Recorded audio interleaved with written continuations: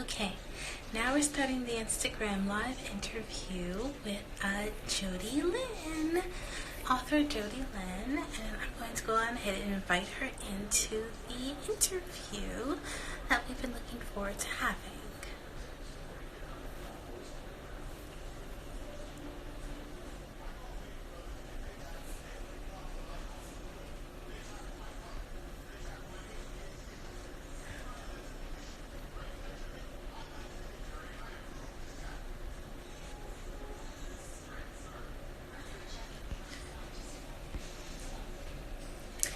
And so, I started this Instagram live series back in 2019, and it involves interviewing a lot of authors in order to, hi Jodie, in order to talk about books and publishing and all sorts of new things that people have going on in the publishing industry.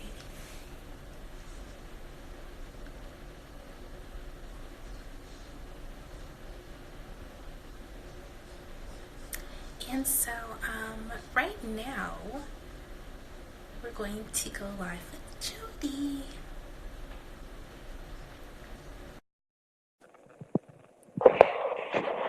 And soon enough, I'll record this particular interview. We have a storm going on right now here in Texas, so All right. Okay. Oh my goodness, hi, Miss Jodie. Hello. How are you? Nice to meet you.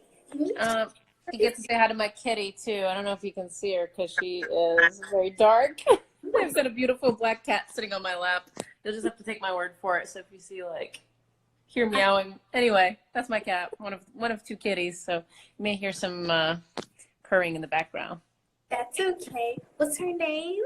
This is Paris Poe. Lovely. And Minnie is across the room, giving me a very jealous look because she wishes she was up here. So we'll see. Sometimes there are little cat skirmishes if I'm giving too much attention. But anyway, you might hear a little purr or a little chirp. That's why. So. Well, that's all right. I love pets and animals, so that's pretty cool. I've always wanted two Great Danes on a farm one day. There she is. Oh wow, yeah, that would be awesome. Yes, and you need a lot of space for them. Yes, exactly. I want two Great Danes. I would love horses and a big vegetable garden. Nice. Where do you live? I don't know. I'm in Raleigh, North Carolina. Where are you? Well, it's funny. I'm actually from Charlotte, North Carolina. Really? But I live right now. Oh, wow. Wow. Yeah. Okay. All right, cool. Oops, I don't want to have this. Hopefully I have my farm in North Carolina, though. I want to come back. Yeah, I think you got to come home and have those horses and those Great Danes over here. Yes, that's the goal. That's the plan.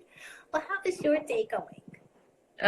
Good now that I've got Instagram working and now that Instagram doesn't think I'm hacking my own account, Oh, yeah, of course. Working, especially since you're releasing your next book tomorrow. Yes. Yep. Big day. So this is the perfect time. So we can get started on the interview. Sure. And what I'm going to do when the interview is over is I'm going to record it with Screen Recorder. Okay. On my YouTube channel, so it's going to be on there as long as the connection stays, because we have a storm here in Texas. So as long as the connection is not okay. What? How do you pronounce your last name? That's the question everybody asks me. So it's just how it looks. Zdrok. That's it. Zdrok. Yep. That's it. Just one syllable, just Zdrok. That's it. Zdrok. Yep. Thank you. Alrighty. What was it like? What did you want to be as a child? It wasn't. It really wasn't. I did write stories and poems and things like that. And when I was 5, I wanted to be an actress, but I was never one of those people who knew forever and ever what she wanted to do. I still am like this. I'm interested in so many things, so even where I am now is not where I thought I would be even like 2 or 3 years ago. So actress and psychologist was on my list at one time. History professor was on my list at one time. Yeah, kind of. I really loved being in school. I loved learning, and fortunately, I was a good student. I like to try a lot of different things, so it took me a long time to kind of settle on something and say, okay, finally, I guess I have to stop learning and actually, do something for a living. So, Yeah. yeah. Well, that's wonderful that it all worked out. I love psychology too. I'm actually getting my master's in counseling. Oh, wow. Okay. That's excellent. Yeah. I worked after I went to graduate school for history, and after I was done with PhD exams and stuff, I walked away from the program because it was just it was just the job prospects just weren't where I needed them to be. But I worked in a psychology department as an editor for a few years. So I learned a lot because all I did day in and day out was read manuscripts. So. Wow. So you Yeah. have that experience in learning what was kind of like good writing and Exactly. writing it early on. Exactly. That's good. Very good experience. and what is her name? Paris? Paris, yep. Paris. Yep. So what does a day in the life of Jodie Zdrok look like? It looks very busy Monday through Friday. So I have an 8 to 5 job. I'm what's called a product owner. I've been in marketing and I've been in writing, and I was a content strategist in this position up until a couple months ago. And now I'm a product owner, which is kind of like a product manager. It's a nerd job, software development, and I run a team of developers and QA testers and nerdy stuff like that. But I love it. I actually really, really, really love it. So super busy Monday through Friday, 8 to 5, just pretty much has me preoccupied with that. And then I come home, drop my bags, go do a workout of some sort, and then come back and hang out with the kiddies. And when my fiance is not traveling, my fiance. The weekends, I try to unwind if I can. Totally try to unplug and just do fun stuff and not be on such a tight schedule. If I'm on deadline, super crazy. It's pretty much work, and then every second that isn't working, be tethered to the computer. It's really, really tough to balance a day job with writing. But when it's not that, I live for the weekends, like everybody, right? So that is busy, and it's good yeah. to have a job that you love and it's fun for you. It is. So it's just like you have passions all around. I do. That's good. That's the life. So what do you use to inspire you when you get writer's block, if you get writer's block? Yeah, I don't get like big writer's block. I don't get like oh my goodness, nothing's there. But I try to write chronologically, and I actually try to think through my novels much more with the second one because I was on deadline, so I had to be really efficient about things. So when I like to always know what I'm writing next. I don't have time to come home and say, all right, and sit in front of the screen and stare at it for a half hour and go, I don't know what to write. I can't really do that, Yeah. So I always like to think ahead, like what am I going to work on today or tomorrow? And if I am getting to a point where there's a scene that I don't have mapped out and I'm not really sure what I want to do, I definitely do a lot of thinking in general off page, like when I'm doing other things. I try to think that through. But the best for me really is going out for a run, bike ride, something. Exercise is really, really good. And I've thought through so many plot points by getting a workout in and getting a run in and like, all right, you know what, I got to figure out what this conversation with Simone is going to look like. That's one of the characters in the book, and I'm not quite sure. Let me see if I can, make some headway. And it's really great because, I'm like everybody else. I've always got my phone in my hand, always multitasking and, doing a zillion things at once. So when I'm out running or swimming or biking, whatever it is, I can really just focus on that, and it's kind of fun. It gives me something to think about the whole time. And I found that to be really helpful. So That's wonderful. I love that. So that answers one of my other questions. Are you a plotter or a pantser, they say? So you're a plotter. I am a plotter. I don't know that I was always a plotter. I think that, what do you think, Paris Poe? I need to get a good Paris Poe. I might get good thoughts of her. She's in shadow. It's kind of dark in here. So Nice. Frightening. yeah. I like to plot kind of loosely at first and then increasing levels of detail. So I like to sort of big picture think about a story from start to finish. I just sent in a pitch to my agent for something, and I thought of it in broad strokes from start to finish. And, you know, now what I'll do is I'll start throwing down some ideas, throwing down an outline, and then go through it in my head and then on paper in more detail, more detail, more detail, until I get to that point that I mentioned, which is think about what's my next scene going to be, you know? So plotter by, I'll say kind of by necessity, just because in the essence of time, I don't really have an opportunity to totally pants it, but I'll say like little things, you know, especially on the first drafts, I'll make a note like, I've got to figure out this conversation later, or have some kind of exchange like this happen. That sort of stuff I pants, you know, the littler things, but the bigger things I plot.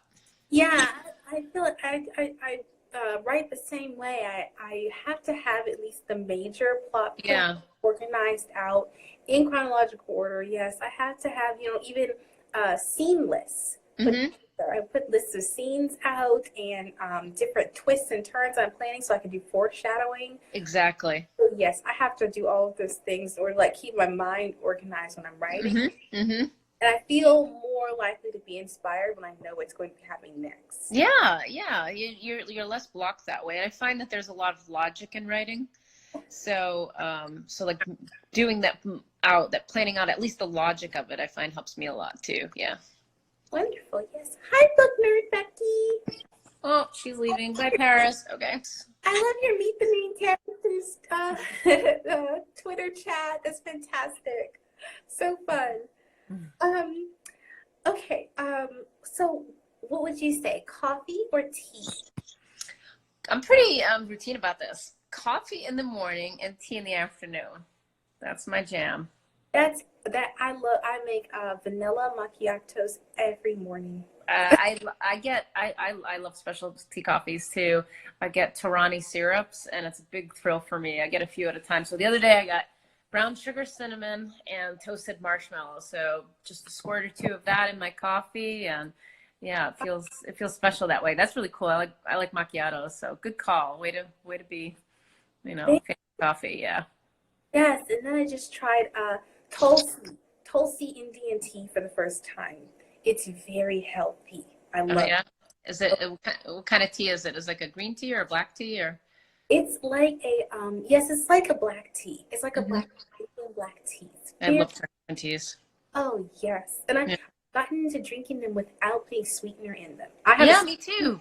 Me too. It's very like, I don't know. It's soothing. I don't know. It's really good. Yeah. And crisp. I like herbal teas too. Yeah. Hibiscus. Yes, the hibiscus. Yeah. Oh yes. Okay, what is the best TV or movie adaptation in your opinion? You know what? This is kind of a cliche, but I really have to say the Harry Potter series, because those books were so rich with imagery and so wonderful, and everything about the movies I thought was great, you know, especially the last few, and it was just so magical, and the score was great, and the special effects. It was a good time for those books to come into being, because I just thought that films captured them well, and they were really well done. Yeah. Yes, for sure. I always go. I love Harry Potter. I didn't get into it until I was older. So me too. I was kind of late to the party on that. Yeah. Yeah, so I was like, I feel like I missed out on the whole buzz of it all when it was happening, the whole craze about all of it. I was like, I wish I had been involved with it when it was like actually coming out. But I saw them later on, and my usual favorite has been The Silence of the Lambs, the adaptation to me. Oh yeah, one of my favorite movies. So really? Mm-hmm. Oh my God, it's so good. It's really, really good. Oh my goodness, I'll have to see if I can show you something. Oh yes. Oh yes. I don't have it with me, but okay. Okay. I love it so much. Maybe you could DM it to me sometime. Yeah, I have a picture to show you. Yeah. Okay, cool. Okay, so would you like to share with everyone what is your next release about? And I think it's a part of a series, right? Yes, it's a duology, and this is the second book. This is Sensational. The first book was Spectacle, and both books are set in the late 19th century Paris. The first one is set in 1887. The second one's set 2 years later, 1889. And the protagonist is a girl who has visions, and it's hard to not give a lot away. They're both murder mysteries. They're real genre blends. And she has special powers where she has visions of the murders. And she works as a reporter at the Paris morgue, where they actually put bodies on display so that people could help identify them. But it turned into people going there for entertainment. So yeah. So that first book was a lot about her coming to terms with her power, understanding the source of it, where it came from, and getting acquainted with all that, and a murder mystery behind it. And then the second one is in some ways dealing with the consequences of some of the things that happened in book one, as well as, again, coming to terms with the evolution of her power since then, and the source of it, and all that entails. And again, murder mystery. So She's able to hear about from the victims, or the victims. She sees it from the perspective of the killer. Okay, cool. Yeah. Very cool. Very interesting twist. Mm-hmm. I love it. And I love that it's young adult too. Yeah. She was a really fun protagonist to write, and I do miss Natalie already. Yeah. I love writing genre blends. My debut is a YA thriller. Nice. And it's set in the 1990s. Nice, which is like historical fiction now somehow, right? Uh-huh. Yeah. It's pretty cool, but it's like you get a little bit of a taste of the real life, but you also get to mix little twists and little mysterious things in it too. Yeah, and that's what I did. So the sequel, Sensational, is set at the 1889 World's Fair, which is where the Eiffel Tower made its debut. So it was really, really fun to build a murder mystery, which there was no murder. There wasn't really anybody beheading people during the 1889 World's Fair. But, of course, the World's Fair itself happened, the Exposition Universelle. So it was a lot of fun to take that nugget of history and build something around it. We're all allowed creative license as creators. Mm-hmm. Exactly. What does the act of writing itself mean to you? I write the way I think, so for me, it's so natural to be a writer, and always has been, that it's just an extension of thought. It's kind of just taking what's up here and putting it on paper or on the screen. I don't know. So it's weird for me when people don't know how to write, because I don't know any other way. So, I know some people who are very interesting people and really outgoing, and they're great conversationalists, but somehow in writing that doesn't come across, and I don't quite understand that, just because the way my brain works, is that. So I'd say it's a very natural act to me, and it helps me organize my thoughts, whether it's, work email or sending a text, or writing a scene. So it's an extension of my thoughts, but it's also a way to organize them. So yes, that's true. And it feels like a way to express yourself, mm-hmm. and almost like enhancing portions of your personality or your own character traits. Yeah. Making them into separate characters too. Mm-hmm. Mm-hmm. That's very cool to me. It's like almost like each character can represent a portion of yourself. Yeah, because you have to think through it, at least, so it's either a piece of yourself or a piece of somebody else that you've observed and thought through, and you've sort of put yourself in their shoes, and what might that be like. It is a very interesting exercise in that regard. Yeah. And sometimes it can feel therapeutic and fun. Yeah. It's a little, yeah, yeah. No, it's great. I feel very lucky to be comfortable being a writer and being able to earn my living that way. And, you know. Yes. Um, and what has been the hardest thing about publishing? And also, what has been the most fun? Oh, there's so many hard things. I can't pick just one. So the deadlines, like I mentioned, it's tough to have deadlines when you have a full-time job. Yeah. It's tough to not have any control. There's a lot you don't have control over, and that's tough because, you know, not everybody can be a bestseller. Not everybody can have the end caps in a bookstore. Not everybody can have great visibility with their books.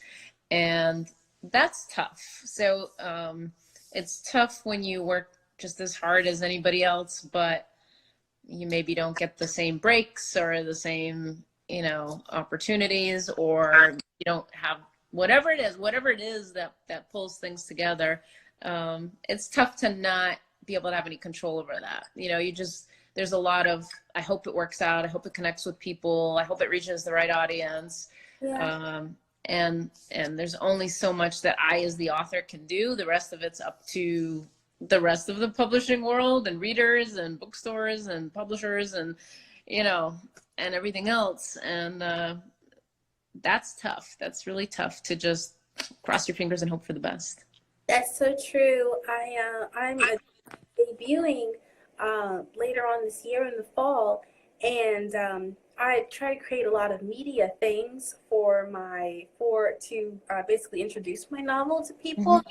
And I'm always checking to see, you know, what's the traction it's getting. Is it getting as far as I want it to? What can I do next time to make sure it gets even further, has further reach? Mm-hmm. And I even just recently created a free download for other authors. It's like just to help them, you know, see how to create blog tours for themselves, and you know, listing even the companies that create book tours. That's really good.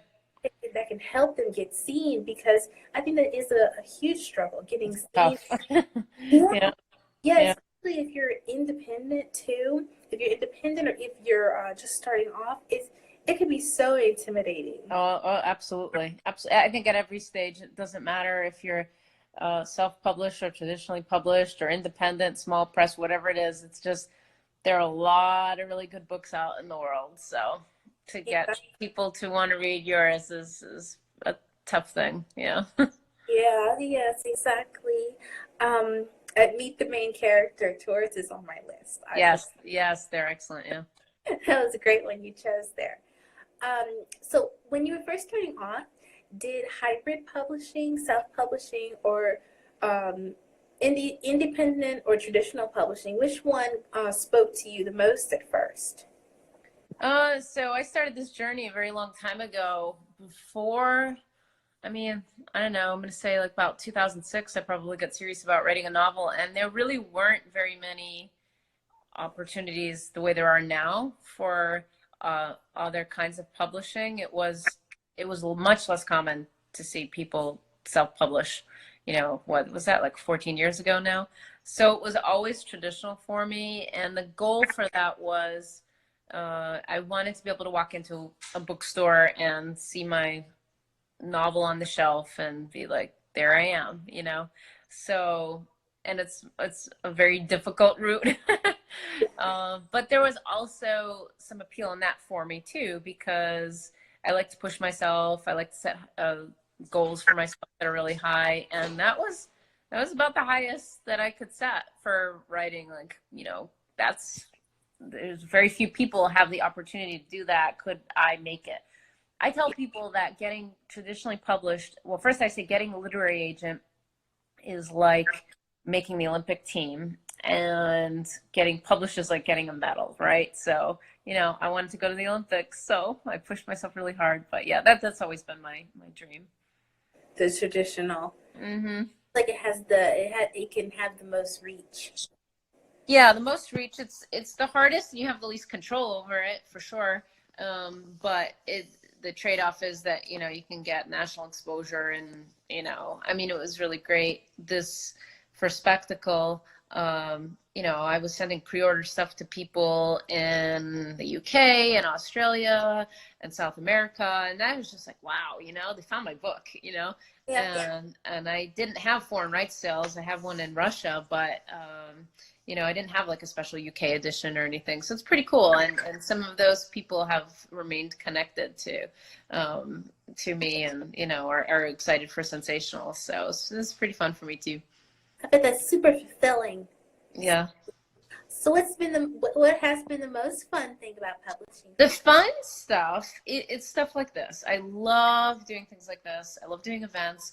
I really love connecting with other writers and readers. I know that sounds kind of cheesy, like, oh, but seriously, I mean, I was just saying it the other day to my fiance, like, all the ups and downs in this industry, but I really love that because there's just something incredible about that. And the only way you're ever going to get that feeling is if you get published and if you take part in this community. That's how you connect with other writers, and that's how you have readers who say, wow, I read your work and it just resonated with me. I really enjoyed it. And what do you have coming up next? And it's really that. It's that satisfaction. It's definitely not the money. I don't think too many people would ever say that they're doing writing for the money, because unless you're very successful, you've been at it for a while, or your stuff really took off. That's not what it is. That's why I have a day job.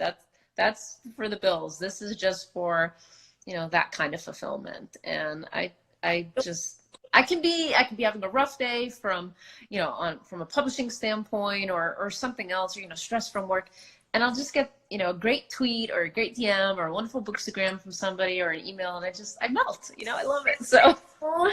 That's wonderful. Yeah. That's wonderful. That's beautiful. I love that. That is so wonderful. I'm glad that is one of the best parts about all of the difficulties that publishing can bring. That it also brings that joy too. Yeah, absolutely. How your words affect other people. Mm-hmm. That's lovely. And so, what advice would you give budding writers in the industry? I'll give the advice that my agent gave to me and still gives me, which is to grow a thick skin, because it's tough. It's really tough. You're putting yourself out there, a piece of yourself out there, and you're making yourself vulnerable. But also more pragmatically, I would say something that I've done a lot in recent years, which is pay attention to who's getting it right. So which authors are successful and which stories resonate with readers. It's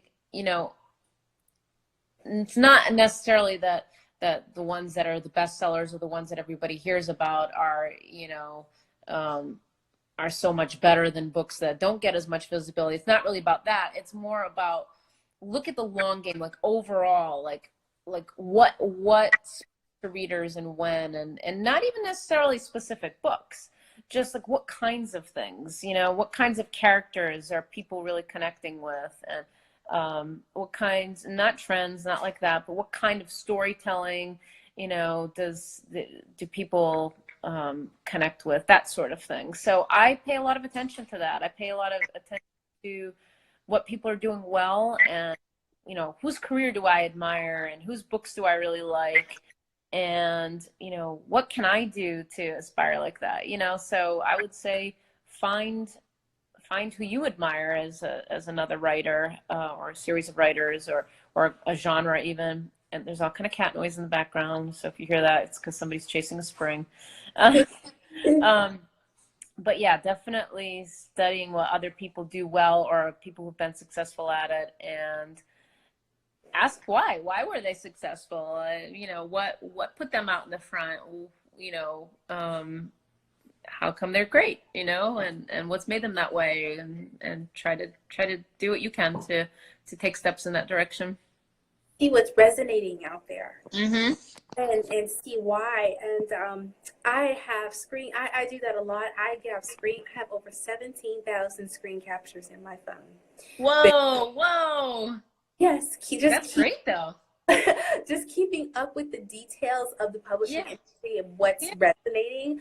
I have some people I want to contact, some people I have contacted, and I'm just screen captures of watching the progression of their own careers and trying to select points to make my own like blueprint, my own publishing blueprint to almost mimic their style. Yeah, no, that's fantastic. Right, exactly. I mean, you can't control a lot, but whatever you can control, which are the stories that you write, you know, and the connections that you make, absolutely. Yes, and so the when I found my beta readers that I have now by going on Twitter and just watching what people were asking Yeah, for. yeah. They said, I want to buy a novel that does this, that has this, that has this. Like, where is that? And I immediately jumped in. I said, I wrote that book. See? Yeah. Book. Hashtag I'm looking for beta readers. Oh, that's great. That's how I got my beta readers. I'm so happy. That's good. That's good. See? Yeah, exactly. Yes. I feel like I want to share my blueprint with the author community. I wanna share it with people because it's gotten so long at this point. Even when I look at it, it's like intimidating even for me. But I feel like if I break it down, I think it can be very helpful for a lot of people to take some of the pressure off. Yeah, I think you'll make a lot of connections that way. For sure, for sure. There are a lot of authors who want that. Yeah. I feel like I want to. I don't, I can work for even, traditionally published authors or independently published authors, but I think it could be very helpful to them and me as I go forward with my own publishing journey. Hopefully it goes well. Absolutely. Absolutely. You're very ambitious. I think that's great. I think it's great. Thank you. I think you're going to make a lot of connections. Yeah. Thank you. We have just two more questions. I think it's yes, two more questions. Okay. Three more, sorry. If you can share, what are you working on now? I've got two things going. So one is a boarding school ghost story mystery set in 1925. And my agent has that, so we'll see what happens. And then the other thing that I just pitched her is a contemporary ghost story that is, I'll say, kind of a haunted house story. And a little bit on of course it's on the dark side, but it's even a little darker than the boarding school mystery maybe. So yeah, ghosts. That's the short answer, is ghosts. I'm working on ghosts. Either way. I'm good with a little bit of dark in a story. I mean, absolutely. I can get with it. Yep, for sure.